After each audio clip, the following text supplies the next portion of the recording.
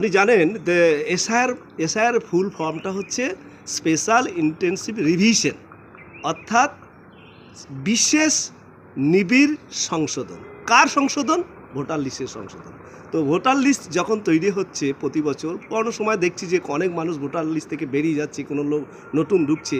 তো একটা গণতান্ত্রিক দেশে যখন একটা নির্বাচন হবে, সেই নির্বাচনে সেই যে লোকেরা নির্বাচিত করবে জনপ্রতিনিধি, তাদের যেন ভোটাধিকার থাকে, সত্যি করে ভোটাধিকার থাকে। সেই জন্য যে সমস্ত লোকেরা মারা গেছে তারা যাতে ভোট দিতে না পারে বা অবৈধভাবে কেউ সেই ভোটার লিস্টে না ঢুকতে পারে, তার জন্য একটা সংশোধনীয় প্রক্রিয়া, এই প্রক্রিয়া চলতে থাকে। এবং আমার তো মনে হয় প্রতি 5 বছর পর পর এই লিস্টে সংশোধন করা উচিত। তো আমাদের মতো দেশে, যেখানে আমরা এটা করতে গেলে, একটা বিশাল বড় দেশ যেখানে প্রচুর পপুলেশন, সেই দেশের এই কাজগুলো করতে গেলে প্রচুর লোকের ইনভলভমেন্ট আছে, সেই জন্য খরচা অনেক বেশি আছে।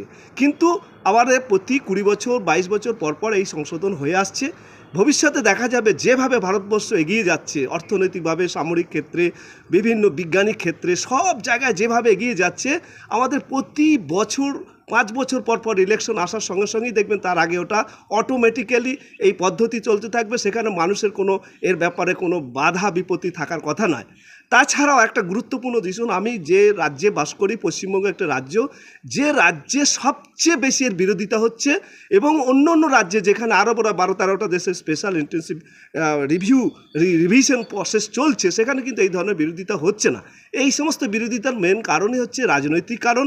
এই রাজনৈতিক কারণগুলোকে ফেলে দিয়ে এটা একটা অরাজনৈতিক প্রক্রিয়া হিসাবে এটাকে নিবিড় সংশোধন করা আমাদের প্রত্যেকের দরকার, আমাদের দেশের সংবিধানকে সঠিকভাবে পরিচালনা করবার জন্য, এবং আমাদের দেশের ভোটাধিকার প্রক্রিয়াটাকে স্বচ্ছ করার জন্য। এটা খুবই জরুরি এবং গুরুত্বপূর্ণ একটা বিষয়।